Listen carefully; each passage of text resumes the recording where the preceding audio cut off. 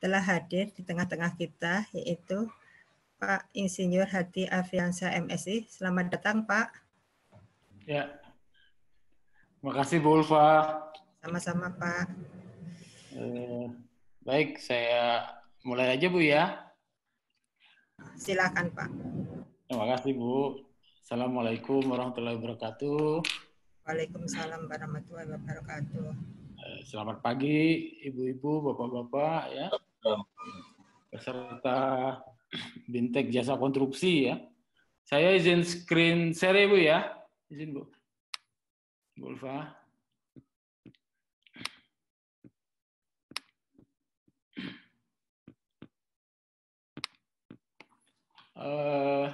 Saya tadi sempat membuka sirup ya di BPOM ya tahun 2020 ini. Saya lihat untuk pekerja konstruksi itu ada 46 paket ya. 46 paket dengan nilai 48 miliar ya. Gitu. Nah, di situ ada paket pengadaan langsung dengan nilai di bawah 200 juta ya, sebanyak 23 paket. Kemudian paket tender untuk usaha kecil ini ya. Usaha kecil sebanyak 19 paket, yaitu nilai 200 ke atas sampai 2,5 miliar. Kemudian ada paket menengah ya, yaitu 2,5 miliar sampai 50 miliar, sebanyak 4 paket. Ya. Nah, jadi ini lumayan mungkin tersebar ya di seluruh Indonesia. Nah, tentu Bapak Ibu selaku pelaksana pengadaan ya, pelaku pengadaan khususnya jasa konstruksi ini ya perlu juga dibekali peraturan yang update ya, yang terbaru. Nah, memang peraturan sektoralnya ada terkait pengadaan pemerintah itu ada 2. Ini masih hangat dua-duanya ya, yaitu PP 22 tahun 2020 dan Permen PUPR nomor 14 tahun 2020. Nah, PP ini kan sebenarnya mengatur secara umum ya, baik untuk swasta, masyarakat ataupun pemerintah itu sendiri ya.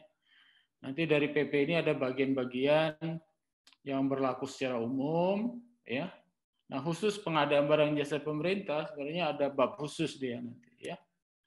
Nah, bab khusus ini sudah diharmonisasikan nanti dengan Perpres 16 ya. Jadi kalau Bapak Ibu sudah hafal Perpres 16, sebenarnya belajar PP 22 ya atau Permen PU 14 ini enggak sulit lah ya. Karena itu sudah sesuai ya, sudah inline satu sama lain ya. Tentu PP ini merupakan turunan dari Undang-Undang 2 tahun 2017 tentang jasa konstruksi ya. Memang agak terlambat, seharusnya 2 tahun setelah diundangkan PP-nya keluar. Tapi karena proses pembahasan PP ini lama, akhirnya baru 3 tahun ya. Nah, ini materi yang akan saya bahas ya. Pertama saya akan menjelaskan posisi pengadaan jasa konstruksi dalam pengadaan barang jasa pemerintah berbasis Perpres 16 ya. Gitu. Kemudian secara spesifik nanti kita akan membahas lagi PP 22 dan Permen PU 14. Nah, PP 22 dan Permen 14 ini murni materi dari Bina Jasa Konstruksi ya. Gitu. Saya nggak akan buat sendiri. Karena biar kita adopsi saja yang sudah dibuat oleh pembuatnya, yaitu Dirjen Bina Konstruksi Kementerian PUPR. Nah, Bapak Ibu sekalian, itu saya memulainya dari Perpres 16, biar mindset Bapak Ibu nggak kemana-mana dulu ya. Gitu. Maksud saya, kalau kita bicara pengadaan pemerintah, seharusnya ya kita bicara Perpres 16 gitu ya. Gitu. Nah, terkait Permen 14 atau PP 22 ini, Nanti paling kita berbicaranya ya mulai bab 3 sebenarnya yang ada di Permen PU 14 itu ya. Tentang pengaturan tentang pelakunya, pengaturan tentang perencanaan pada bab 4 ya. Terus pengaturan tentang persiapan pengadaan oleh PPK, perencanaan oleh PAKPA tadi, bab 5 persiapan oleh PPK dan Pokja. Nah, nanti lompat ini ke bab 8 ya. Bagaimana pelaksanaan pengadaan melalui penyedia ya, gitu. Di Permen 14 atau PP 22 itu nggak ngatur tentang sewa kelola ya, gitu.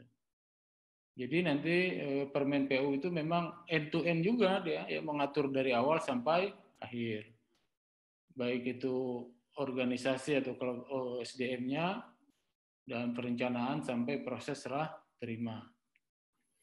Nah, kemudian ada yang khas juga di Permen PU 14 itu ya. Dia juga sebenarnya di pasal 3-nya itu ngatur itu di luar pengadaan khusus gitu ya. Gitu. Itu kalau di Perpres itu diatur di bab 8 ini ya. Tapi di Permen PU 14 ternyata mengadopsi juga ya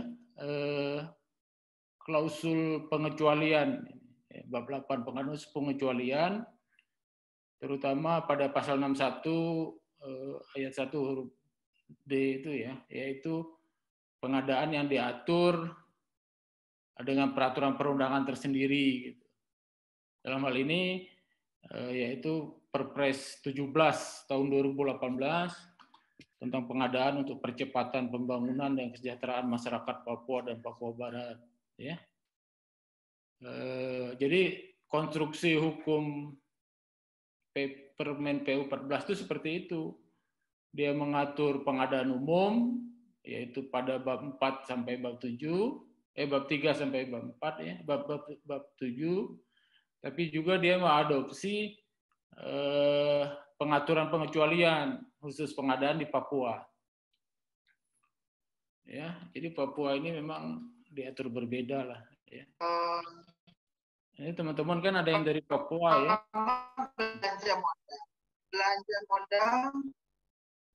Ada yang dari Papua, jadi nanti threshold ataupun kebijakan tentang pengadaannya diatur berbeda. Nah ini perlem-perlem ya, peraturan LKPP sebenarnya yang sudah kita susun. Jadi nanti kalau PP dua-duanya itu lebih banyak berhubungan ke perlem 9-nya ya. Tentang pedoman pengadaan melalui penyedia ya, gitu. Tapi kalau Permen 7, Permen 14 dia mengatur sejak Perlem 7 juga sampai Perlem 9. Termasuk pelaku pengadaan yaitu Perlem 15 tahun 2018 ya. Yang sekarang sudah diganti dengan peraturan LKPP nomor 19 tahun 2020 ya, gitu. Jadi mohon teman-teman nanti khusus jasa konstruksi harus memilah-milah pemahamannya ya. Mana yang memang norma umum berdasarkan Perpres 16 atau peraturan LKPP, nah, nanti mana yang diatur berbeda khusus untuk jasa konstruksi. Nah, ini udah saya buatkan ini konstruksi hukumnya ya, gitu. Jadi PBJ itu kan pengadaan itu ada 4 jenis barang jasa ya, gitu. Ada pengadaan barang, pengadaan jasa lainnya, jasa konsultan dan pekerjaan konstruksi. Nah, pekerjaan konstruksi ini memang sangat spesifik lah. Lead-nya atau kementerian pembinanya, kementerian sektoralnya adalah PUPR ya. Nah, tapi di bawah jasa konsultan nanti ada 2 gitu. Ada cabang ya. Ada jasa konsultan non konstruksi ya. seperti konsultan SI, konsultan IT gitu ya. Konsultan manajemen banyaklah ya. Konsultan obat juga mungkin ada ya. Lihat, nah, terus pekerjaan jasa konsultan konstruksi gitu ya. Nah, jadi lingkup jasa konstruksi itu dalam konteks ya pengadaan barang jasa pemerintah adalah pekerjaan konstruksi itu sendiri dan jasa konsultan konstruksi ya. Walaupun nanti ada juga digabung gitu ya. Pekerjaan konstruksi terintegrasi. Nah, ya. Ini ada 3 nanti struktur usahanya.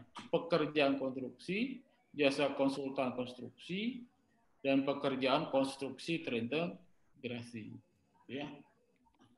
Nah, ini kita sudah sepakat dengan Kementerian PU ya, bahwa sesuai amanat Undang-Undang Nomor 2 Tahun 2017 dan PP 22 2020, beberapa hal terkait kewenangan sektoral itu diatur oleh menteri ya. Dalam hal ini Menteri PUPR itu sendiri. Yaitu terkait struktur usaha jasa konstruksi ya.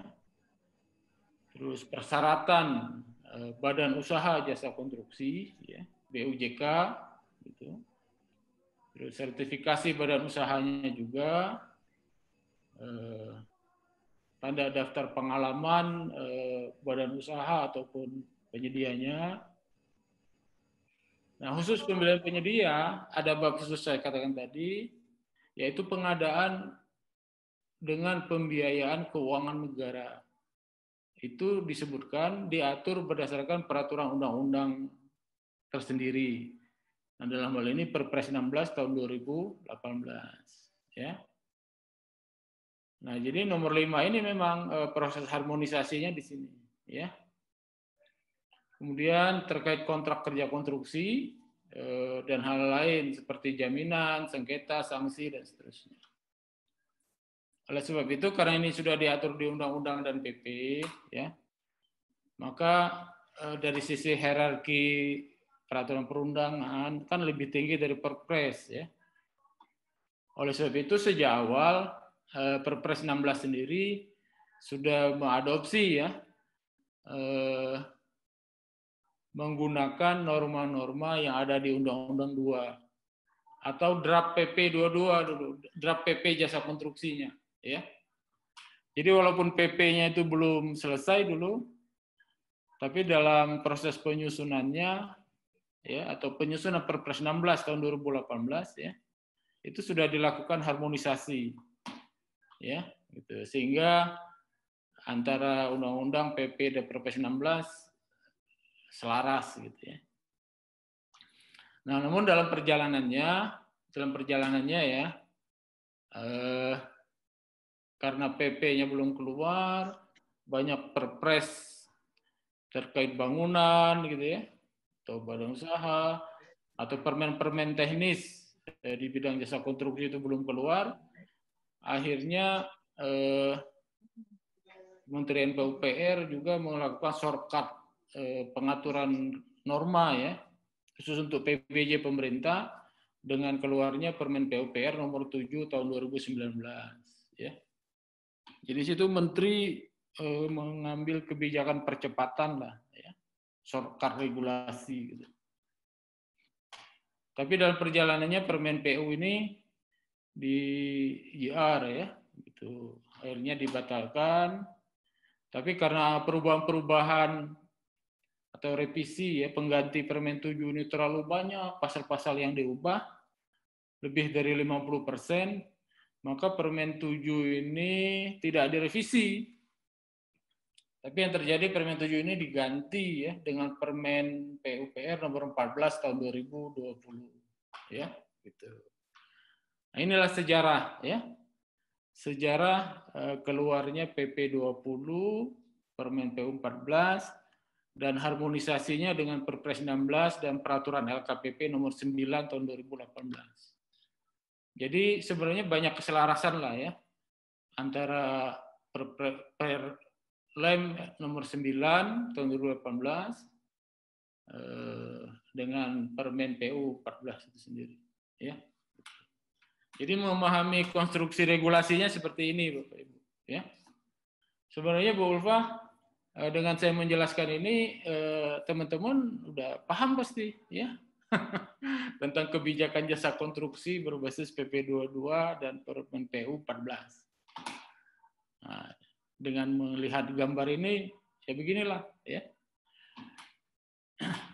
LKPP sengaja nggak mengatur detail ya pengaturan sektoralnya karena itu sudah menjadi kewenangan menteri.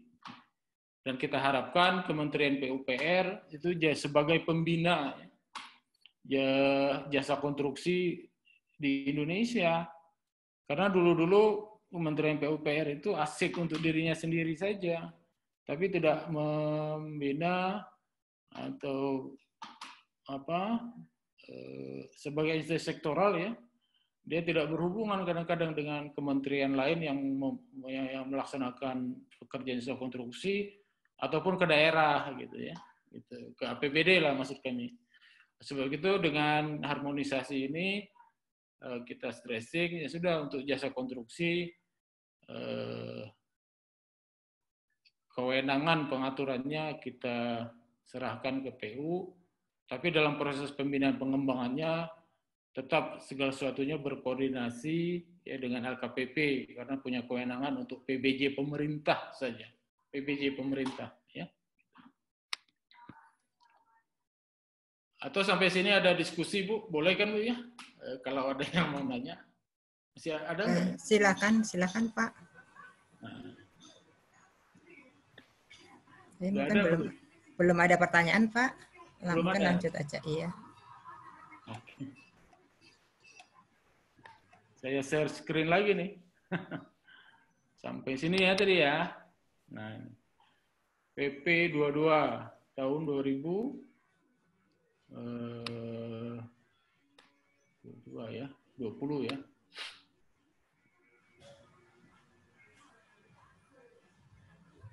Sebenarnya PP ini kan turunan Undang-Undang 2 tadi ya. Gitu. Dan diterapkan untuk pemerintah dan non-pemerintah lah gitu ya. Nah, ini yang saya ceritakan tadi ya, sejarahnya turunan Undang-Undang 2 tahun 2017 rencananya ya sesuai Undang-Undang 18 yang lama PP-nya itu ada 3 gitu ya, gitu. Itu PP usaha, PP penyelenggaraan dan masyarakat jasa konstruksi. Ya, ini sesuai amanat di undang-undang sebenarnya. Tapi berdasarkan arahan Sennek dan ada amanat Kepres ya, bahwa regulasi itu tidak usah banyak-banyak lah gitu. Sebab itu 3 PP digabung jadi 1 gitu ya. Gitu.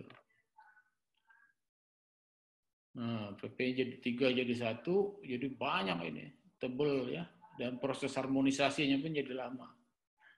Tapi saya lihat lebih selaras lah ya, mengalir antara bab bagian pasal itu ya. Mungkin saja kalau dia dibuat dalam 3 PP yang berbeda, bisa saja terjadi inharmonisasi atau ketidaksesuaian ya antara norma pada pasal atau bab atau pasalnya atau ayatnya itu. Ya, cuma memang jadi banyak gitu, jadi tebal. Nah ini hal-hal yang diatur ya. Jadi ruang lingkup dari PP itu dari mulai tanggung jawab kewenangan sampai sanksi ya. Gitu. Biasa segala sesuatu regulasi dimulai dari ruang lingkup atau tanggung jawab kewenangan dan diakhiri dengan sanksi biasanya. Ya. Nah hari ini kita nggak akan membahas semua. Mungkin hanya sampai nomor 4 ya, nanti akan kita bahas. Karena untuk pembinaan dan sanksi kita mengatur berbeda ya. Jadi sanksi yang diatur di PP ini bersifat umum ya. Kalau sanksi dalam PBJ pemerintah itu lebih kepada sanksi administratif Kalau di PP bisa saja ada sanksi pidana kan. Kalau di pemerintah kan hanya sanksi administratif dengan denda gitu ya, daftar hitam gitu ya, atau ganti rugi gitu ya. Oleh sebab itu memang kebijakannya lain. Kita nggak usah membahas tentang pembinaan, partisipasi dan sanksi ya. Nah, pengaturan nomor 1 sampai 4 juga nanti bersifat umum ya. Karena ini nanti juga dalam tataran policy implementation-nya ya. Jadi policy direction di PP ini atau di Undang-Undang 2 dan PP ini nanti dijabarkan lebih detail nanti di Permen PUPR nomor 14 itu ya. Jadi policy direction dan policy implementation-nya sudah selaras lah ya. Oleh sebab itu banyak hal-hal yang dulu diatur di Permen 7 itu karena terbitnya PP 22 ini berubah policy direction-nya ya. Oleh sebab itu Permen 7 itu nggak direvisi tapi diganti. Karena penyesuaian di pengaturan sesuai PP 22-nya. Walaupun saya lihat ya di Permen PU 14 itu konsideran dasar hukumnya itu nggak ada PP 22 ya. Nah, kalau Bapak Ibu buka lihat deh. Adanya Perpres 16 malahan, PP 22-nya nggak ada. Nah, ini kewenangan mungkin kita juga ini selintas saja ya, biar Bapak Ibu nanti bisa memilah-milah mana dokumen-dokumen yang memang dikeluarkan oleh pemerintah pusat, mana yang pemerintah provinsi atau kabupaten, kota, ya. Atau ingin melakukan sesuatu, bertanya sesuatu, ditanyanya apakah ke Dirjen Bikon pusat, atau bisa ke provinsi gitu ya, Dinas PUPR provinsi atau Dinas PUPR kabupaten. Karena posisi Bapak Ibu kan di seluruh Indonesia, ya, gitu. Nah, kewenangan pusat ini memang dalam hal registrasi, ya, pendaftaran badan usaha, ya, atau ahli-ahlinya atau tenaga kerjanya, ya, dan lembaga-lembaga diklat di bidang jasa konstruksi, ya. Ini pengaturan dari si registrasi. Nah, badan usaha, ahli atau tenaga kerja itu ataupun lembaga diklat itu nanti kan harus diakreditasi, ya. Akreditasi ini melalui asosiasi-asosiasi nanti, ya. Jadi masyarakat jasa konstruksi itu nanti baik itu badan usaha atau personilnya, ya, ataupun industri-industri pendukung jasa konstruksinya itu dibentuklah asosiasi-asosiasi, grup-grupnya, ya. Asosiasi inilah nanti yang bertanggung jawab melakukan akreditasi para anggotanya, ya. Nah, misalkan Asosiasi Kontraktor Indonesia, nah, ya, atau Ikatan Konsultan Indonesia, ya, gitu. Apa Ikatan Insinyur Indonesia, gitu ya, insinyur sipil dan seterusnya, ya. Persatuan perusahaan atau industri precast, industri baja, ya, itu asosiasi-asosiasi itu. Nah, jadi mereka yang nanti diberi kewenangan oleh pemerintah pusat atau menteri untuk melakukan akreditasi, ya. Nah, nanti dalam rangka akreditasi ini kan ada LSP, ya, untuk certified, ya, untuk melaksanakan uji, ya, atau membuat materi uji, ya, itu namanya LSP, Lembaga Sertifikasi Profesi, ya. Kemudian pengaturan tentang tenaga kerja asing, license, penerbitan license untuk SBU, sertifikasi badan usaha, dan license atau sertifikat untuk lembaga sertifikasi profesi, dan yang terakhir terkait penilai tenaga ahli pekerjaan dan integrasi. Ya, ini kelihatannya masih dipegang pusat karena merupakan sesuatu yang baru. Ya. Nah, sekarang kita lihat kewenangan provinsi dan kabupaten kota. Ya. Nah, kelihatannya kewenangan pemerintah provinsi ini, ya, ada pemerintah provinsi atau sebagai pemerintah daerah, ada sebagai wakil pemerintah pusat gitu ya. Nah, lebih kepada pelatihan ya. Gitu. Jadi pengembangan kapasitas badan usaha atau personilnya ya. Dan membantu penyelenggaraan sistem informasi jasa konstruksi untuk lingkup provinsinya ya. Jadi nanti ada sistem informasi jasa konstruksi yang akan dibangun berdasarkan amanat Undang-Undang 2 atau PP itu. Maka nanti yang berwenang menyelaraskan data, informasi, mengelola sistem informasi di level provinsi adalah pemerintah provinsi, ya, gitu. Demikian juga kabupaten kota lebih kepada diklat, penyelenggaraan SI-nya, dan pemberian izin ya. Jadi memang sesuai undang-undang penanaman modal ya, atau yang diadopsi di Undang-Undang 2, pemberian izin usaha itu melalui PTSP ya, pelayanan terpadu satu pintu, SOS, diserahkan ke pemerintah kabupaten kota ya. Termasuk di bawahnya adalah pengawasan ya, karena berada di level yang paling bawah, langsung ke lapangan, grassroots, maka kewenangan pengawasan pun diberikan kepada pemerintah kabupaten kota itu sendiri.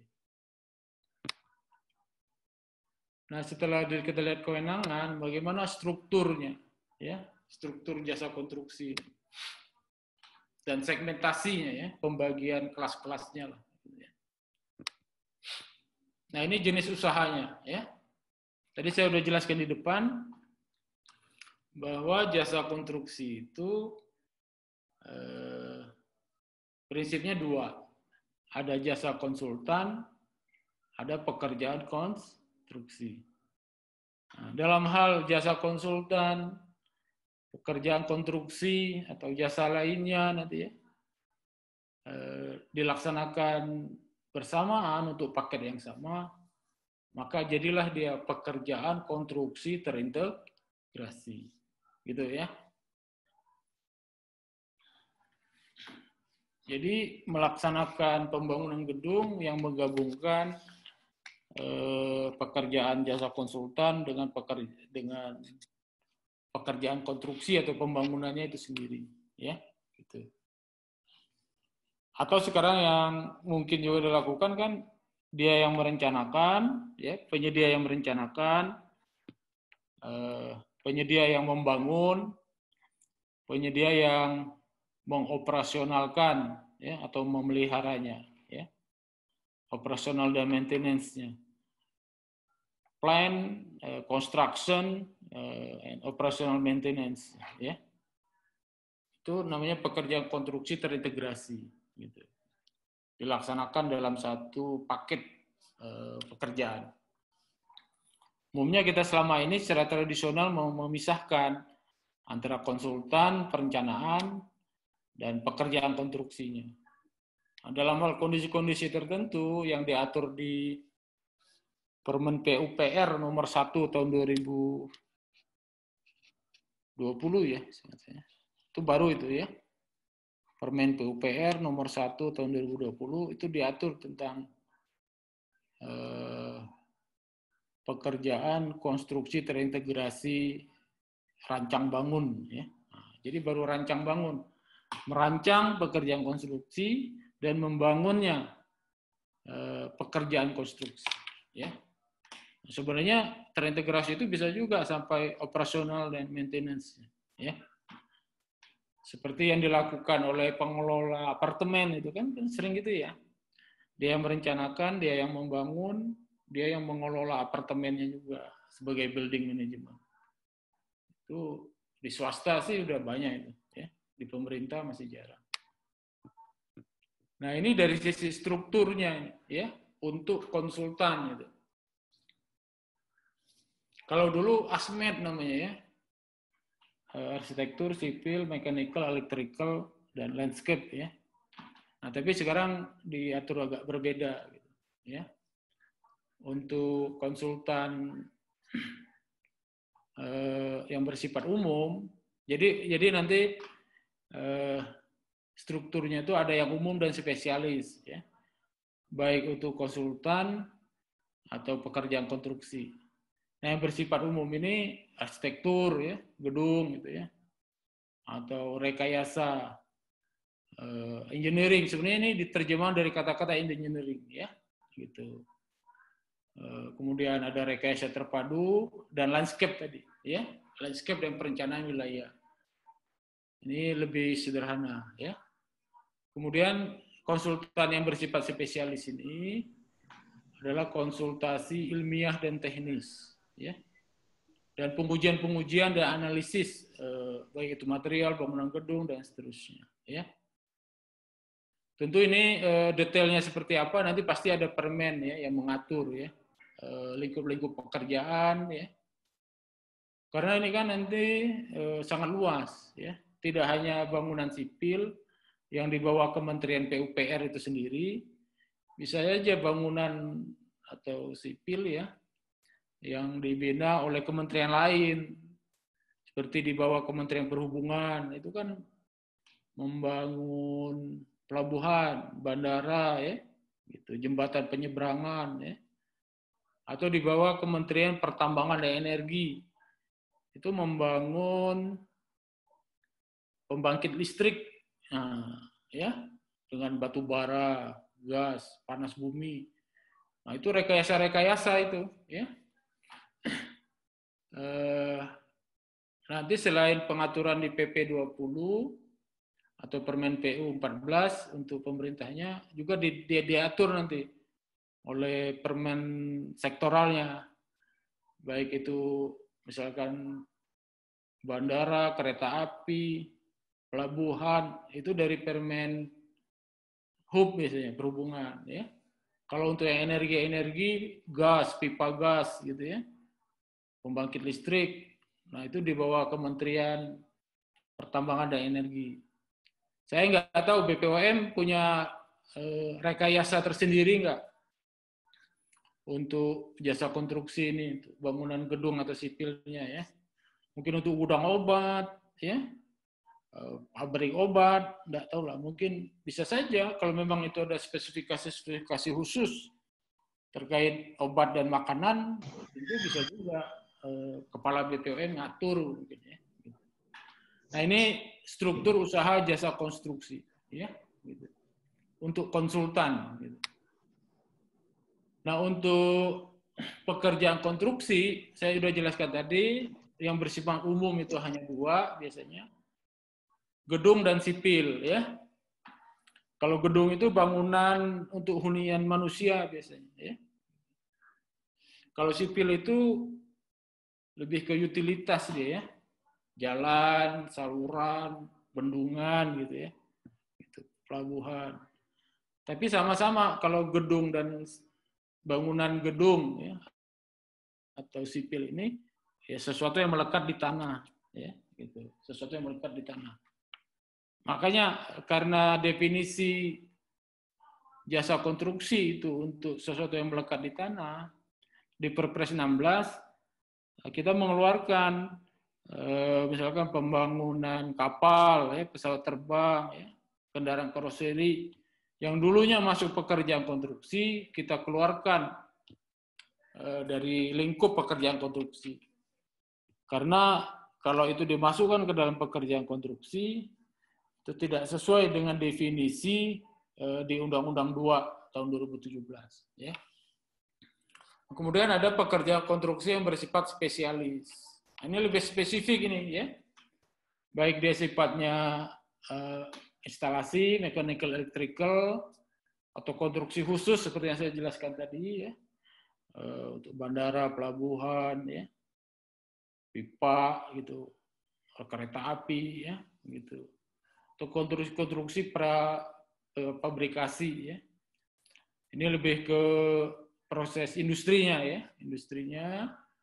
Penyelesaian bangunan, penyewaan peralatan, ya, sewa-sewa alat, dan persiapan pekerjaan konstruksi itu sendiri, dengan penyiapan lahan, land clearing, dan seterusnya. Ya. Saya pikir ini, ya, nanti Bapak Ibu ya klasifikasi bersifat umum. Nanti masing-masing klasifikasi itu bisa juga dia mempunyai yang spesialis ya. Atau memang badan usaha itu bersifat spesialis, bisa juga ya. Misalnya kalau Bapak Ibu coba deh sekali-kali browsing ya, lihat BUMN kita itu ya. BUMN besar lah, misalkan Waskita Karya gitu ya. Dia general kontraktor kalau Waskita ya, gitu. Baik gedung atau sipil gitu ya, umum sifatnya. Tapi anak perusahaannya itu udah sampai ratusan ya. Itu lebih banyak yang bersifat spesialis gitu ya. Mensupport instalasi, mensupport material-material fabrikasi ya, dan seterusnya lah, untuk sewa-sewa alat ya. Jadi memang pasar jasa konstruksi itu dan strukturnya udah sangat berkembang menjadi sangat luas. Tidak hanya sekedar membangun, tapi juga kita bicara konsep rantai pasok nanti ya. Pendukung untuk pelaksanaan pembangunannya itu sendiri. Nah, ini kalau struktur untuk pekerjaan konstruksi terintegrasi ya. Yang diatur baru untuk gedung atau bangunan sipil ya gitu. Ini diatur di Permen PUPR nomor 1 tahun 2020. Silakan Bapak Ibu cari di internet Permen PUPR nomor 1 tahun 2020 ya. Kebetulan saya termasuk tim penyusunnya itu. Jadi ini pekerjaan konstruksi terintegrasi ini untuk pekerjaan-pekerjaan kompleks ya. Kompleks itu teknologi tinggi, risiko tinggi ya, gitu. Outputnya tidak detail gitu ya. Mendorong inovasi biasanya. Itu di Perpres 16 ada definisi kompleks. Atau sesuatu yang bersifat mendesak yang dibutuhkan oleh masyarakat dan ditetapkan oleh pimpinan ya. Nah, itu bisa dilaksanakan dengan pekerjaan konstruksi dan integrasi yang menggabungkan tahapan perencanaan dan pembangunan itu sendiri jadi satu paket pekerjaan ya. Nah, ini layanan ya, usaha jasa konstruksi ya. Jadi Bapak Ibu, layanan usaha jasa konstruksi ini sama ya, baik untuk konsultan, pekerjaan konstruksi atau pekerjaan konstruksi terintegrasi. Dari layanan ini, Bapak Ibu bisa melihat siklus penyelenggaraan jasa konstruksi itu, ya. Jadi siklus penyelenggaraan jasa konstruksi itu memang dimulai dari konsultan, ya. Dimulai dari konsultan yaitu pengkajian tentang proyek itu sendiri, perencanaan, perancangan, ya. Nah, 3 tahap ini ya, pengkajian, perencanaan dan perancangan gitu ya. Baru nanti masuk ke pembangunan. Ya, pembangunan di jasa pekerja konstruksi ini. Pada saat pembangunan ini ya, dibutuhkan juga konsultan, yaitu konsultan pengawas atau konsultan manajemen konstruksi, ya, D dan E ini, ya. Nanti setelah gedungnya selesai dibangun, maka ada proses pemeliharaan, maintenance, ya. Nah, ini gedungnya digunakan sekaligus dilakukan perawatan sampai umur desainnya, ya, gitu.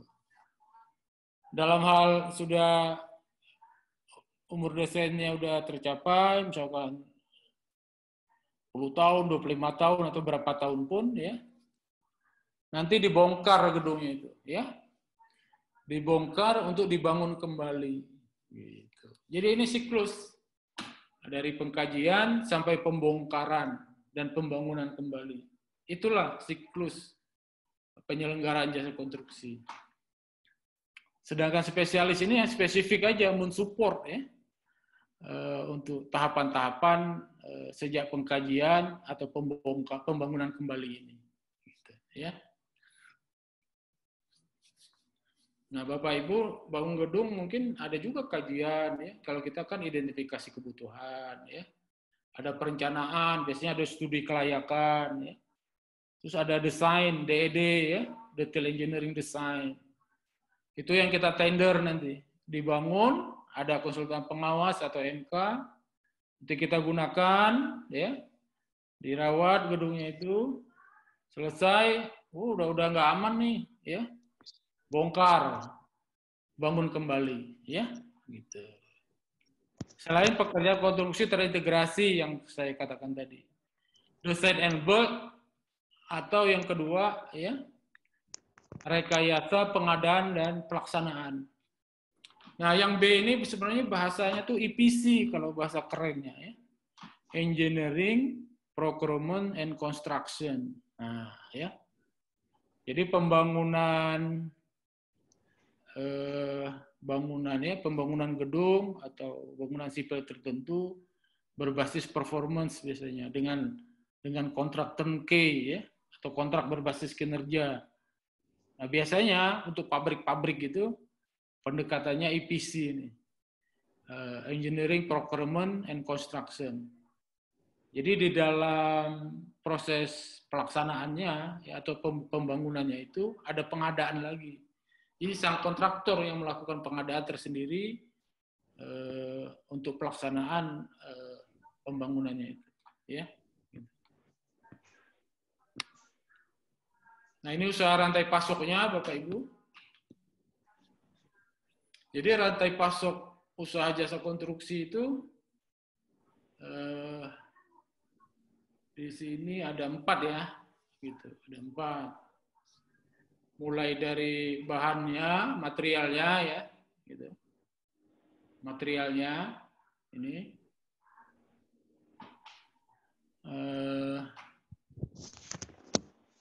yang kedua tenaganya atau sumber daya manusianya,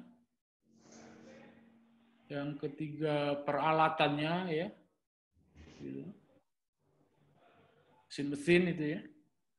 Atau teknologi dan teknologinya gitu ya. Gitu ya. Semuanya harus berbasis certified lah ya. Artinya kalau bahan bangunan atau peralatan harus lulus uji ya, gitu. Harus standar ber-SNI ya, gitu.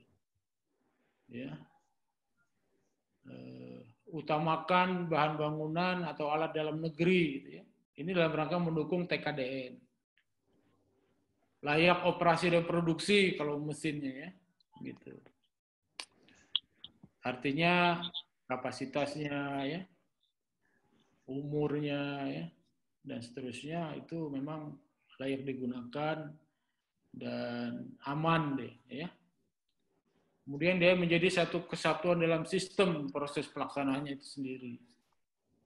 Jadi kalau SDM, bangunan dan alat ini satu kesatuan sistem biasanya. Ya.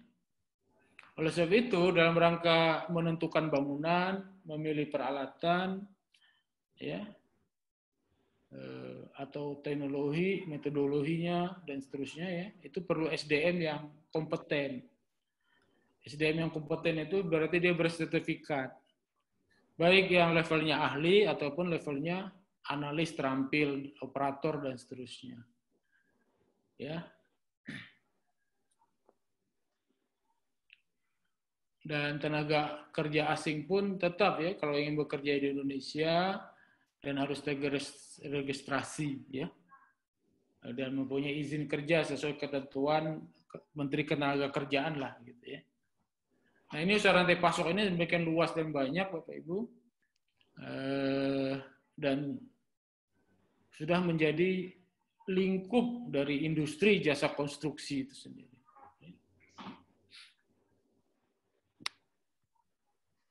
Nah, ini kebijakan mengenai SDM-nya, ya. SDM tenaga kerja konstruksi harus certified, ya, SKA, sertifikat kompetensi kerja, baik ahli, terampil, operator, dan seterusnya, yang berlaku selama 5 tahun, ya. Dan kalau ingin dapat ada uji kompetensi biasanya, ya. Nah, siapa yang melakukan uji atau certified-nya itu? Itu LSP, ya. Lembaga Sertifikasi Profesi, ya. Yang mendapatkan license dan terintegrasi di pemerintah. Nah, LSP ini ya dibentuk oleh asosiasi-asosiasi, ya. Seperti saya katakan tadi, asosiasi badan usaha, asosiasi profesi, ya, atau asosiasi industri pendukungnya. Ya kan Inkindo ya. Selama ini kita melihat Inkindo itu kumpulan ahli profesi konsultan gitu ya. Gitu. Kalau dia ingin ya sebagai LSP ya itu, maka dia tuh Inkindo-nya itu harus dalam bentuk badan usaha dia. Dia harus membentuk PT Inkindo yang dapat nanti mengeluarkan license ya atau certified untuk badan usaha atau perorangan jasa profesinya ya. Gitu. Nah, sekarang sudah mulai prosesnya, tapi memang LSP ini kan nanti banyak ya, semuanya diberi kewenangan gitu ya, mengakredited atau mencertified ya, badan usaha ataupun personil itu ya. Nanti dalam prakteknya Bapak Ibu bingung, ini bagusnya gimana nih, apa yang dipilih, gitu ya. Apa yang dari PU saja atau yang dari swasta. Tapi intinya semuanya sudah diberi kewenangan, ya seharusnya bisa digunakan saja. Ya. Gitu.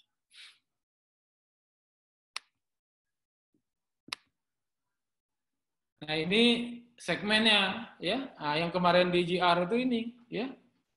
Ada segmen kecil, sedang atau menengah, besar, gitu ya. Gitu. Ya. Kecil ini resiko kecil, ya, pekerjaan sederhana, ya, bisa dilaksanakan oleh perorangan, perseorangan, atau badan usaha jasa konstruksi kecil, ya, gitu. Nah, kemudian kalau sedang ada BUJK menengah, ya, risiko besar, BUJK, ya, badan usaha konstruksi besar, atau BUJK asing, ya. Nah, berapa nilainya? Nah, ini nggak diatur di PP, itu diaturnya di Permen, ya. Kita di pengadaan barang jasa pemerintah, kemarin kan kalau di Perpres 16 kan memang pencadangan ya, perlindungan usaha kecil sampai dengan 2,5 M gitu ya. Di atas itu, di atas 2,5 M non kecil ya. Kita nggak mengatur segmentasi menengah besarnya. Cuma kita mengatur kecil yang terdiri dari usaha mikro, usaha kecil, dan non kecil yang terdiri dari usaha menengah atau besar. Tapi kita nggak mengatur berapa nilai angkanya. Tapi karena ada undang-undang UMKM yang mengatur ya, bahwa usaha kecil itu dengan omset, dengan kekayaan, dengan nilai tertentu, maka akhirnya banyak merujuk ke sana. Pada saat Permen 7 itu diatur ya, dibuat, kan Kementerian PUPR, menterinya dalam hal ini ya, coba ya mencadangkan atau memperluas peran usaha kecil dalam jasa konstruksi itu, khususnya pekerjaan konstruksi, dengan menaikkan ya threshold usaha kecil ini dari 2,5 miliar ke 10 miliar. Gitu, ya. Karena 60% BUJK itu badan usaha jasa konstruksi itu kecil, ya, gitu. Niat itu secara sosiologis gitu ya, gitu. Secara filosofis kan memang memperluas lapangan kerja ya, gitu, peningkatan akses kepada masyarakat usaha kecil untuk anggaran belanja negara ya. Nah tapi dengan dinaikkannya threshold 2,5 ke 10 kemarin ada BUJK menengah ya, badan usaha jasa konstruksi menengah yang selama ini bermain pada kelas itu merasa terganggu omsetnya, ya. Akhirnya dia gugat. Ya mungkin pendapat hakim waktu itu lebih kepada aspek-aspek yuridis, ya. Jadi keharmonisasian antar peraturan perundangan, baik undang-undang ataupun Perpres 16 itu sendiri, ya. Akhirnya pengaturan tentang segmentasi, ya, di Permen PU 7 tahun 2019 itu kan dibatalkan. Maka terbitlah direvisi atau diganti, ya, menjadi Permen PU nomor 14, ya. Itu sejarah-sejarahnya. Nah, ini konsep-konsep pemilihan penyedia untuk keuangan negara. Ini yang saya katakan di Permen PP 22 itu ada bab khusus tentang pemilihan penyedia jasa yang bersumber dari pembiayaan keuangan negara, ya, gitu. Ini ruh-ruhnya, ya, bahwa kualifikasi, ya, harus sesuai dengan kualifikasi subkualifikasi BUJK-nya, ya, memperhatikan kesetaraan, ya, keadilan, ya, dan beban kerja, gitu. Ya nggak bisa lah kecil dikompetisikan dengan yang menengah atau besar, gitu, ya.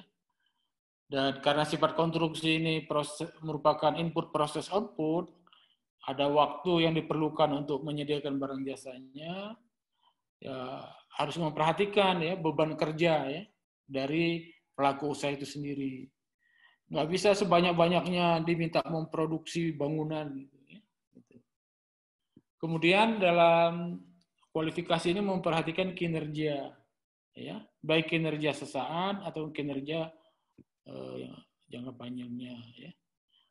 Terus tadi terkait dengan beban kerja ini ada sisa kemampuan, baik dari sisi teknis ataupun dari sisi keuangan, ya, gitu. Makanya di kita ada istilah SKN, SKP, ya, gitu.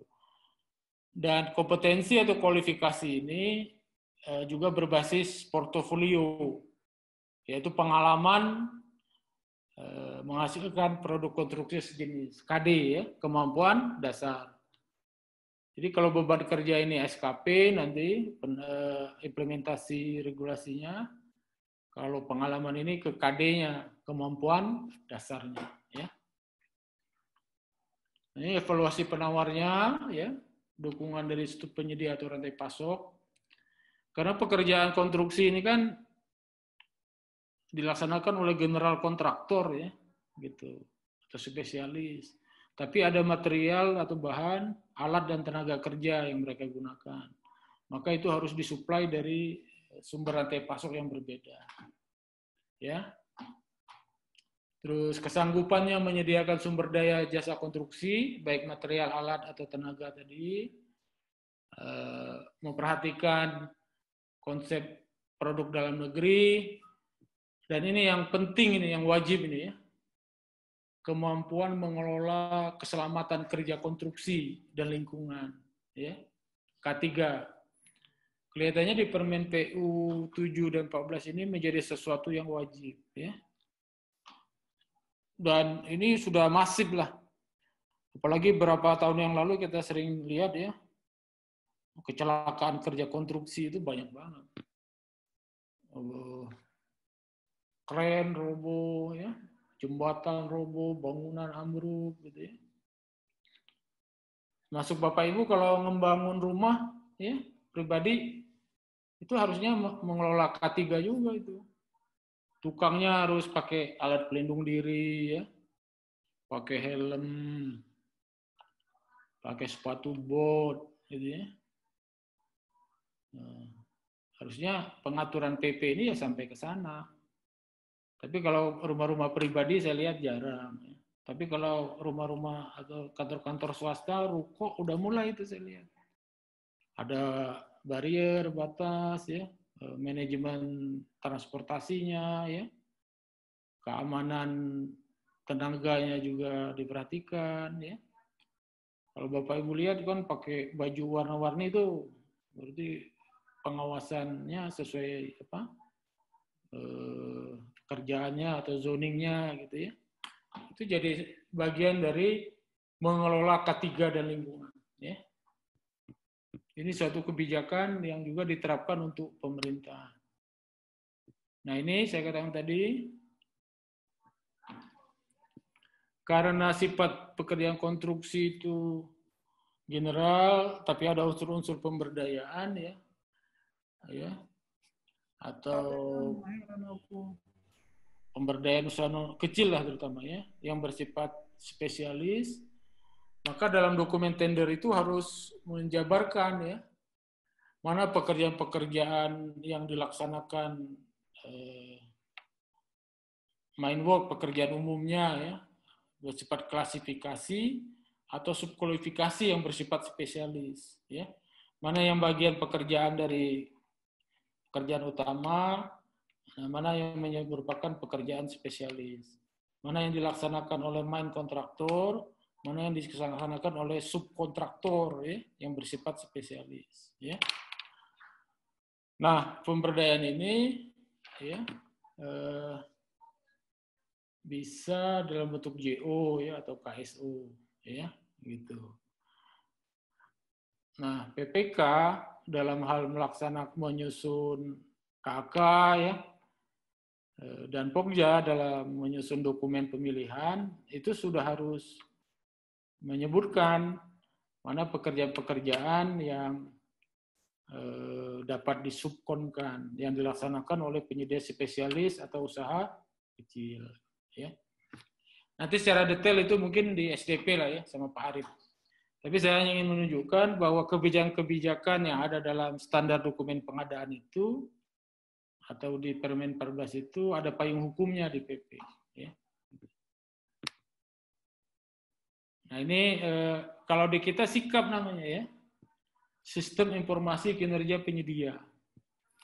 Cuma khusus jasa konstruksi memang sikapnya tuh sudah berkembang lebih dulu ya, gitu. Apalagi kewenangan pengaturan pasar, ya, baik badan usaha ataupun personelnya itu di bawah kewenangan menteri, ya.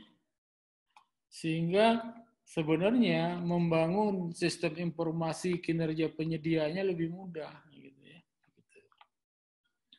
Karena data-datanya sudah terkumpul, ya, di satker-satker atau di lembaga-lembaga atau asosiasi atau LSP yang di bawah pembinaan Kementerian PUPR itu sendiri. Ya. Kecuali izin lah mungkin ya. Kalau izin di bawah BKPM kan sekarang atau PTSP daerah ya. Nanti ada kinerjanya, kinerja sesaat, kinerja tahunan. Jadi kinerja saat ini kinerja saat proyek itu sedang dilaksanakan. Ya, apakah target pekerjaan sesuai dengan rencana? Ya, ada monitoring atau pengendalian pelaksanaan kontrak, ya. Itu. Apakah ada deviasi antara realisasi dengan rencana? Apakah ada showcase meeting? Ya? Nanti detail lanjut dengan surat peringatan 1, 2, atau 3. Ya, apakah ada pemutusan kontrak, ya, one prestasi. Nah, itu bisa dilihat di kinerja sesaat.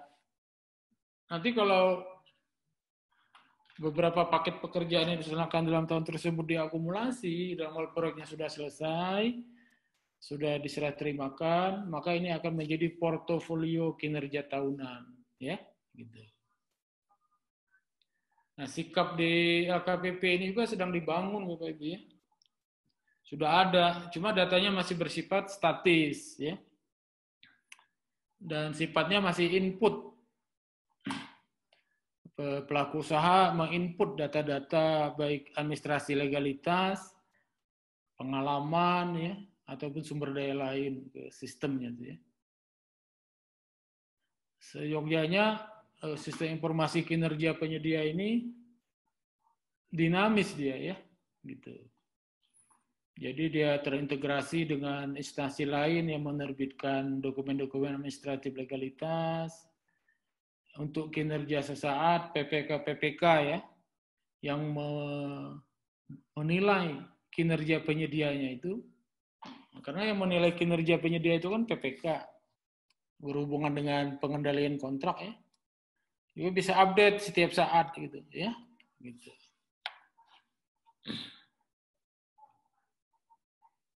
Jadi COVID Termasuk kompilasi ya, portofolio tahunannya itu atau kinerja sesatnya itu menjadi kinerja tahunan ya, sebagai dasar merating ya pelaku usaha itu. Apakah pelaku usaha istimewa, ya, qualified, ataupun not recommended misalkan. Ya. Jadi ada rating-ratingnya. Nah ini belum diatur kalau di konstruksi ya, termasuk di pengadaan pemerintah secara umum juga belum ada ini. Nah yang ada kita sekarang menggunakan sistem informasi kinerja ini untuk tender cepat ya, tender cepat berbasis sikap. Cuma itu juga hanya 4 indikator ya, dari sisi perizinan, pengalaman, kalau masalah ya, apalagi itu di tender cepat lupa sih. Nah ini Bapak Ibu payung hukum pemilihan penyedia jasa konstruksi yang diatur di PP 22. Sama lah ya dengan Perpres 16 ya. Ada tender seleksi, bisa PK, prakualifikasi, pasca atau tender cepat. Nah, ya. Jadi Perpres itu mengatur umum, maka diadopsi juga di PP 22 yang mengatur jasa konstruksi, termasuk tender cepat diatur di sini. Ya. Penunjukan langsung, ya, gitu. Pengadaan darurat, penanganan darurat seperti COVID sekarang diatur juga. Kalau kita diatur di lebih detailnya di Perlem 13 ya, tentang pengadaan dalam rangka penanganan darurat ya. Pekerjaan-pekerjaan yang rahasia, instalasi negara ya, konjen, instalasi militer itu negara ya, gitu. Nah, pengaturan pengadaan langsung ya, sama itu. Atau pengadaan melalui katalog elektronik ya. Kita di purchasing ya. Makanya sekarang ada juga pengadaan jasa konstruksi, pekerjaan konstruksi itu masuk ke katalog. Pekerjaan yang sederhana ya, yang sudah standar, rinci ya, harga satuan pekerjaannya udah jelas, dapat dilaksanakan melalui katalog. Ya. Nah, nanti turunan pemilihan ini masuk ke Permen PU 14 ya. Walaupun di Permen PU 14 ini tidak mengatur semua seperti saya katakan tadi ya. Dia nggak mengatur tender cepat, nggak mengatur darurat, ya, gitu. Nggak mengatur katalog. Dia hanya mengatur tender atau seleksi dengan prapaskah dan pengadaan langsung, ya, pengadaan langsung. Gitu. Yang lain nggak diatur di Permen 14. Nah ini kalau kontrak kerja konstruksinya mungkin sama ya, berbasis delivery, ya, berbasis pembayaran atau hasil ya. Ini yang diatur bersifat umum ya, gitu. Tapi kalau kita di Perpres 16 kita simplifikasi akhirnya ya. Lebih kepada lansam harga satuan, gabungan lansam harga satuan ya. Kalau yang lain-lainnya ini bisa untuk swasta ini. Nah ini yang saya katakan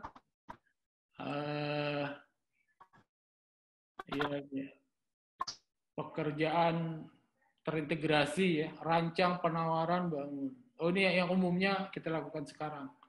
Desain, tender, bangun. Kalau ini desain terintegrasi ini. Kalau yang C, EPC ini. Engineering, rekayasa, procurement, pengadaan, dan construction, pelaksanaan. Manajemen konstruksi berbasis resiko, ya, dan seterusnya. Ya, saya nggak tahu juga ini nanti penerapannya ya. Tapi yang jelas PP ini juga berbasis pembayaran ya. Mengatur jangka waktu, ganti rugi dan seterusnya ya. Nah, kalau ini sistem perhitungan hasilnya yang umumnya kita lakukan ya. Di pemerintah. Cost reimbursable, target cost, waduh ini untuk swasta nih ya. Dan belum banyak diterapkan di pemerintah. Ini pengaturan tentang kegagalan bangunan. Kalau dulu istilahnya kegagalan konstruksi, sekarang diganti dengan kegagalan bangunan, ya. Gitu. Nah, konsepnya pertanggungjawaban dinyatakan jelas dalam kontrak. Dan pertanggungjawabannya itu wajib ganti rugi, ya. Ya, dalam hal tidak ada pelanggaran hukum, tidak ada mens rea, ya, penyedia wajib ini memberikan ganti rugi.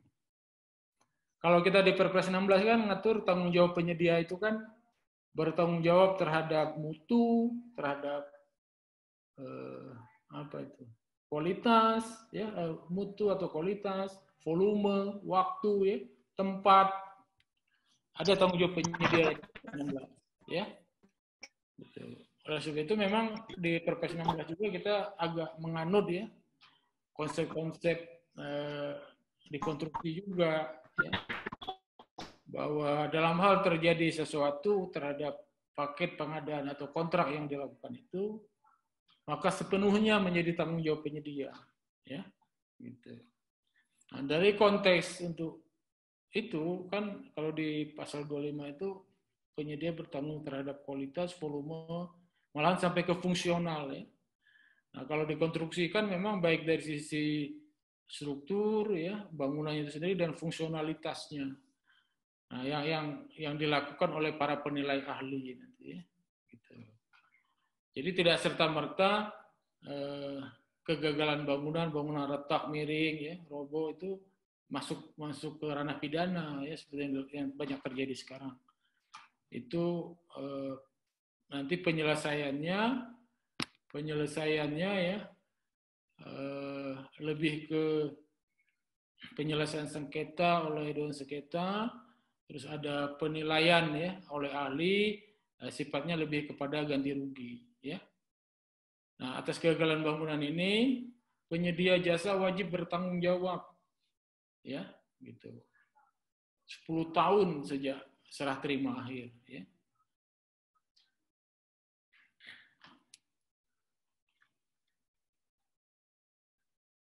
Nah, setelah 10 tahun pengguna yang bertanggung jawab, ya. Ini hati-hati juga nih. Penyedia bertanggung jawab sampai dengan paling lama 10 tahun. Setelah 10 tahun dalam rencana umur konstruksinya pengguna yang bertanggung jawab, ya. Karena yang memelihara, menggunakan, merawatnya kan pengguna, ya. Sesuai ketetapan penilaian ahli, gitu. Itu tidak serta-merta, tapi, ya, harus ada penilaian dulu. Nah, ini ganti ruginya, tanggung jawabnya itu bisa jasa konsultannya, ya, gitu. Bisa kontraktornya, ya, gitu. Dan ada tahapan-tahapannya lah, ya. Tahap pengkajian, perencanaan, dan perancangan ini konsultan. Atau tanggung jawab konsultan pengawas, tanggung jawab konsultan MK, dan tanggung jawab kontraktor, ya. Semuanya mengacu kepada dokumen-dokumen atau output dari proses pekerjaannya itu, ya. Nah, konsultan atau kontraktornya itu harus mempertanggungjawabkan profesionalisme mereka, ya, terhadap dokumen perencanaan atau perancangan yang mereka buat, ya. Nah, terkait untuk konstruksi atau terintegrasi, ganti rugi atau penanganan kegagalan bangunannya ini tentunya mengacu kepada dokumen kontrak konstruksi itu sendiri, ya. Oh, ini hal rumit, ya. Nah, ini ganti ruginya, ya. Mungkin nanti ini kalau mau perdalam ini sesi sendiri, Bu, ya. Minta tenaga-tenaga ahli dari PUPR ini, ya. Dia ada dewan sengketa biasanya, ya. Bagaimana prosesnya ini, ya. Itu ada tahapan-tahapannya, ya. Nah, ini kalau non litigasi, ya, penyelesaiannya di luar pengadilan memang arahnya ke mediasi, konsiliasi atau arbitrase, ya. Atau melalui dewan sengketa ini, ya, gitu. yang dibentuk oleh menteri kalau nggak salah ini, ya. Nah, mungkin itu Bapak Ibu hal-hal terkait Permen PU berapa? 22 dan hubungan ya antara Perpres 16, PP2 dan PP2 itu sendiri. Tunggu Bu. Terima Bu, kasih Pak. Pak. Bagaimana? Terima kasih Pak Ardi. Mungkin ada teman-teman Bapak Ibu untuk menanyakan masalah PP 22 tahun 2020. Nggak apa-apa, nanyanya PBJ pemerintah aja Bu, nggak usah nanya PP22. Oh boleh, ya PPBJ pemerintah. Ya, tapi terkait jasa konstruksi ya, karena pengalaman kita melakukan sosialisasi PP ini, baik dengan Inkindo ya, dengan instansi macam-macam, yang ditanya juga PBJ pemerintah akhirnya. Karena memang itu core kita ya, gitu. Hubungannya langsung ke kasus-kasus di lapangan banyaknya. Silakan Bapak Ibu, kalau ada diskusi ya. Silakan Bapak Ibu, ada pertanyaan? Nah, ini ada dari Pak Yuliadi Bu, dari Surabaya Bu.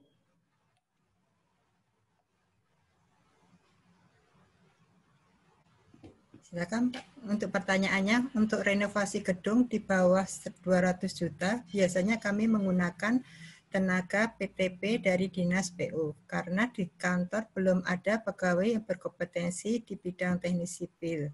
Yang saya tanyakan, kalau tidak menggunakan tenaga PTP dari Dinas PU, apakah diperbolehkan atau solusinya bagaimana? Ini Pak pertanyaannya.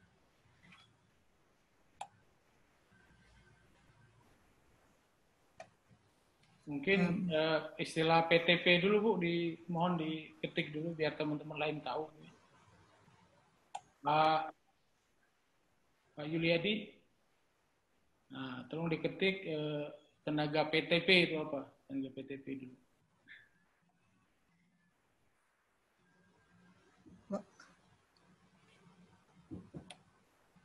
Mohon Pak Yuliadi, bisa langsung mungkin ini Pak. Oh iya, ya prinsipnya gini Bu ya, tapi biar teman-teman lain paham, biar jangan disingkat PTP maksud saya, gitu. Biar diperpanjang lah istilahnya, biar saya juga bisa menerjemahkan maksudnya ya, tenaga PTP itu apakah tenaga teknis atau tenaga sebagai PPK-nya atau apa, tolong diperpanjang gitu ya. Ringkasan PTP itu. Pak Yuliadi mana Pak Yuliadi? Oh begitu ya.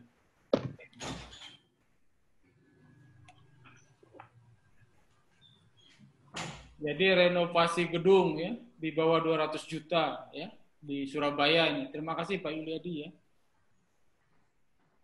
Jadi ini prosesnya pengadaan langsung Pak ya. Bapak kalau ingin paham lebih detail ya tentang bangunan gedung negara itu ada Permen PU-nya Pak memang. Permen PU 20 kalau nggak salah ya, tahun 2018 atau 17 itu Pak saya. Nah di situ ada sebenarnya ada struktur organisasi pelaksanaan pekerjaan jasa konstruksi untuk pemerintah ya gitu. Tapi kalau kita secara spesifik di pemerintah mengatur struktur organisasi itu berbasis pelaku pengadaannya saja Pak ya.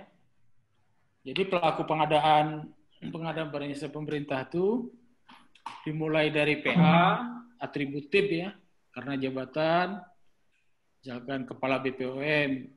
Kalau Bapak BPOM Surabaya mungkin ada kepalanya ya, nanti jadi KPA yang mendapat delegasi dari Kepala BPOM Pusat. Ya. Nanti KPA di BPOM Surabaya akan mengangkat atau menunjuk atau menugaskan pejabat pembuat komitmen, ya, gitu. Pejabat pembuat komitmen yang bertanggung jawab melaksanakan pekerjaan renovasi tersebut, ya. Sebagai wakil pemerintah pihak pertama yang akan bertandatangan kontrak dengan pihak kedua. Nah, PPK dalam melaksanakan tugasnya ini memang bisa dibantu oleh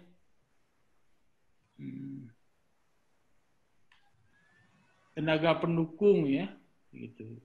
Tenaga pendukung yang mensupport pengelolaan keuangan dan administratif proyeknya, ya, atau tenaga ahli, ya, personel atau tenaga ahli, ya, gitu, atau tim ahli. Personel atau tim ahli ini sifatnya konsultan, dia, ya, bisa perorangan atau badan usaha. Seperti yang dijelaskan Bu Kapus tadi, Bu Samsida, ya. Seorang konsultan, beliau bilang begitu, ya. Nah, yang mungkin seorang konsultan ini bisa membantu di proses perencanaan, ya, menggambar, menghitung RAB-nya, ya. Nanti dia bisa juga nanti Bapak Ibu menunjuk lagi perorangan seorang konsultan ini untuk mengawasi, ya, pelaksanaan pekerjaan.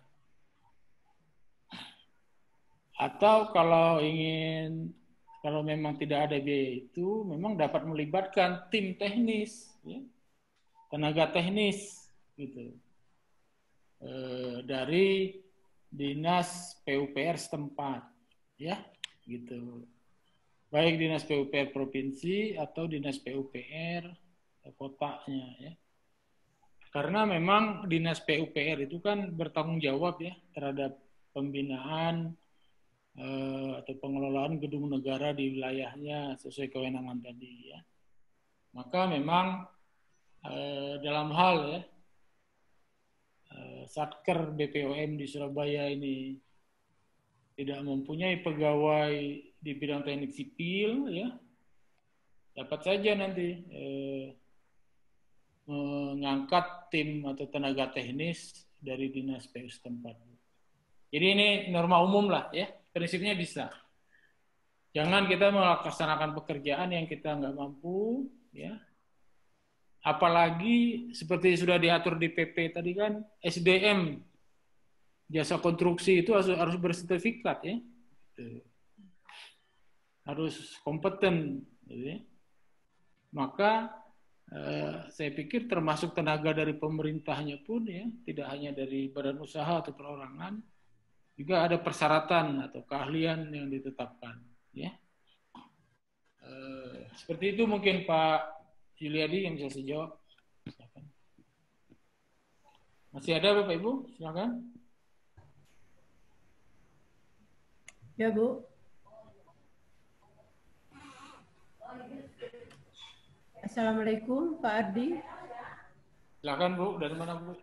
Saya perkenalkan Pak, izin Bu Ulfa. Iya, silakan Bu. Perkenalkan saya Marta Rina dari Balai Besar POM di Pekanbaru, Pak. Terkait pertanyaan renov gedung juga, Pak. Di kita biayanya ada 297 jutaan. Itu untuk prosentase komponen biaya pembangunannya kita acuan pada Permen PUPR nomor 22 2018. Bisa ya, Pak, ya? Ya, bisa. Ya. Ya. Di situ kan ada perencanaan untuk konstruksi, kemudian ada pengawasan konstruksi sama pengelolaan kegiatan. Ada persentasenya. Kita acuannya memang di situ atau ada acuan lainnya, Pak? Kalau lewat acuan Permen PUPR nomor 22 2018 untuk perencanaan konstruksinya persentasenya 18,11. Kalau kita mengikuti acuan tersebut, untuk fisiknya di bawah 200 jadinya, Pak. Mohon penjelasannya, Pak. Atau saya salah perhitungannya mungkin. Waalaikumsalam Bu Martina ya dari Pekanbaru Bu ya. Marta Rina Pak. Martarina. Iya. Oke. Ah. Jadi ini pagu pekerjaannya ya 297 Bu ya. Ya, totalnya. Total, ya nanti memang harus Ibu pecah-pecah lagi Bu itu Bu ya. Ya. Mana yang untuk perencanaan ya, kerjaan konsultan ya. Terus pelaksanaannya kontraktor, Ya. pengawasannya ya, gitu. Ya. Dan administrasi Bu ya. Ya. Pengelolaan. Jadi memang acuannya memang sesuai Permen PU 22 2018 itu Bu, ya. Gitu. Ya. Tentang bangunan gedung negara. Nah, cuma memang di Permen PU itu kan mengatur range Bu ya. Ya, ada range. Range sekian persen sampai sekian persen. Atau kalau yang kecil-kecil itu sudah ada angkanya ya, gitu. Jadi selama angka penetapan pagu untuk perencanaan, pengawas, pembangunan, atau pelaksanaan ini sudah memenuhi kriteria ya atau range yang ditetapkan di Permen PU 22 itu, ya itu memang sudah sesuai Bu, udah benar itu Bu. Ibu jangan ikut pendekatan-pendekatan yang lain lagi karena memang untuk bangunan negara sudah diatur secara khusus di Permen PU 22 itu. Demikian mungkin Bu, yang bisa saya jawab. Maaf Pak, sedikit lagi Pak. Kalau sesuai perhitungan tersebut, fisiknya di bawah 200 jadinya Pak, nggak bisa tender. Berarti penunjukan langsung aja, pengadaan langsung jadinya Pak. Kalau sudah dibagi-bagi sesuai persentasenya tersebut. Iya, yang menjadi acuan untuk penetapan metode pemilihan ya adalah HPS nanti Bu ya. HPS dari setiap paket Bu. Jadi bukan total pagu seluruh kegiatan ya. Iya. Nanti kan total pagu kegiatan 297 itu ada paket jasa konsultan perencana, paket jasa pengawas, paket pembangunannya yang nilainya akan Ibu di bawah 200 juta gitu kan? Iya. Nah tentu kalau paket pembangunan renovasinya itu di bawah 200, metode pemilihan penyedianya ya pengadaan langsung memang Bu. Pengadaan langsung ya Pak ya? Ya. Jadi pemilihan penyedianya cukup dilaksanakan oleh pejabat pengadaan dan SDP-nya mengacu kepada SDP pengadaan langsung aja Bu yang ada di lampiran Permen PU 14 tahun 2020 itu Bu. Sudah ada di sini. Ya. Baik Pak Adi, makasih Pak. Makasih Bu Ulpa. Sama-sama Bu Martarina. Ada lagi pertanyaan Bapak Ibu? Izin Bu. Silakan Bu Wida. Ya, saya izin Pak. Saya Winda Permatasari dari Bepom di Manokwari. Ini saya mau bertanya Pak. Saya itu ada kelanjutan pembangunan. Jadi tahun lalu saya ada pembangunan konstruksi dengan nilai itu 5,01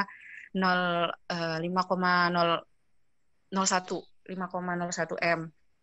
Nah, tahun ini tahun lalu tidak terselesaikan dan menggunakan PMK 243 diharapkan bisa selesai di tahun ini. Tetapi sampai pemberian kesempatan 90 hari kerja, pekerjaannya tidak selesai. Nah, sisa dari pekerjaan itu kemarin rekomendasi dari BPK agar gedungnya bisa digunakan di tahun ini, jadi harus diselesaikan. Saya merencanakan tahun ini sisa pekerjaannya ada 800 juta. Saya rencana mau PL-kan menggunakan Perpres untuk pengadaan Papua dan percepatan Papua dan Papua Barat, Perpres nomor 17 tahun 2019, di mana konstruksi bisa di PL sampai nilai 1M. Pertanyaan saya, Pak, untuk HPS, apakah satuan harga saya menggunakan acuan satuan harga kontrak atau saya harus survei pasar lagi untuk satuan harga bahan dan satuan harga upah untuk acuan HPS saya. Jadi kan acuannya tetap Permen PUPR yang nomor 22 untuk tahun 2020. Terus acuan Perpresnya itu pengadaan Papua dan Papua Barat nomor 17 tahun 2019. Yang saya permasalahkan untuk HPS, itu acuannya saya bagaimana, Pak? Apakah saya menggunakan acuan harga, satuan harga dan satuan upah yang dikontrak yang tahun lalu, atau saya menggunakan harga pasar sesuai tahun 2020. Dan apakah nanti ketika saya menggunakan harga baru tidak akan terjadi kelebihan begitu, Pak? Kelebihan apa ya? Kayak kelebihan. Jadi tidak sesuai dengan kontrak awal begitu. Itu sih, Pak. Terima kasih. Makasih Bu Winda. Tapi saya mau nanya dulu, Bu. Boleh nggak, Bu? Boleh.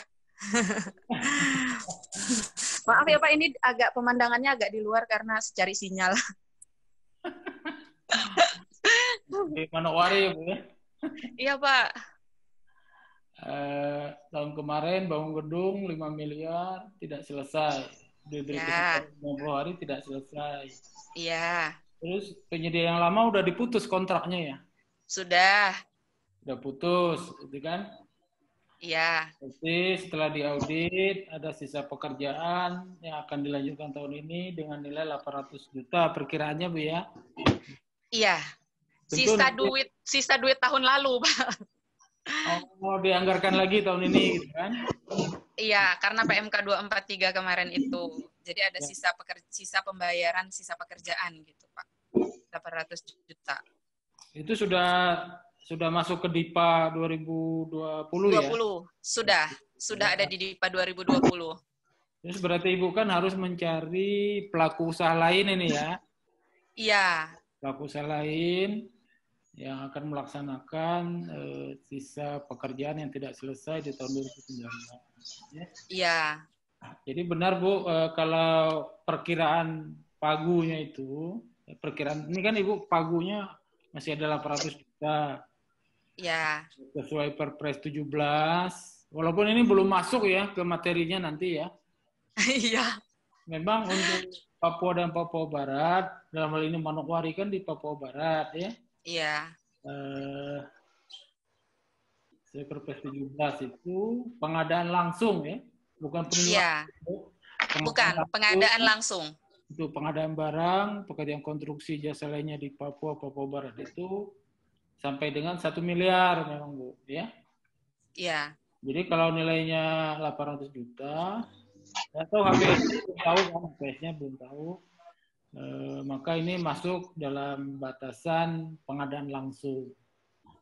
Nah sekarang kembali ke pertanyaan Ibu, bagaimana acuan RAB ya? Iya. Di perhitungan sisa pekerjaan ini, tentu nanti Ibu harus berhubungan lah ya dengan ahlinya, ya apakah itu konsultan perencana yang lama kan seharusnya dia masih proses Ibu ya, melanjutkan di pengawasan berkala ya, melanjutkan juga dia atau pengawasan pengawas. Tentu dia bisa, karena ini ruang lingkupnya berbeda, tahun anggarannya juga berbeda, maka penetapan pagu atau HPS pekerjaannya berbasis tahun 2020 itu sendiri, Bu, gitu. Jadi nggak bisa penawaran ya, penawaran penyedia yang lama atau penawaran atau kontrak penyedia yang lama langsung diadopsi ya, untuk nilai HPS pekerjaan yang baru ini.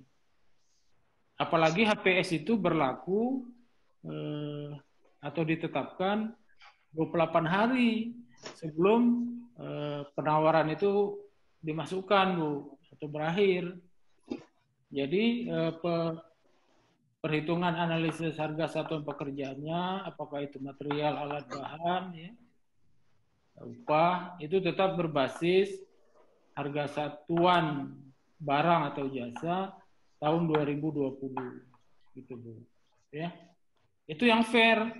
Karena kalau Ibu pakai data 2019 atau penawaran atau kontrak 2019, ya semuanya sudah berubah dan ini merupakan paket yang berbeda ya, bukan merupakan kontrak lanjutan ya, dari penyedia sebelumnya. Gitu. Mungkin yang bisa saya jawab Bu Indah. Iya Pak, makasih Pak. Jadi buat RAB dan HPS baru ya Bu ya. Gitu. Oh iya Pak, buat RAB dengan HPS baru. Cukup Bu Indah? Ya oke Bapak, terima kasih. Iya Bapak. Iya.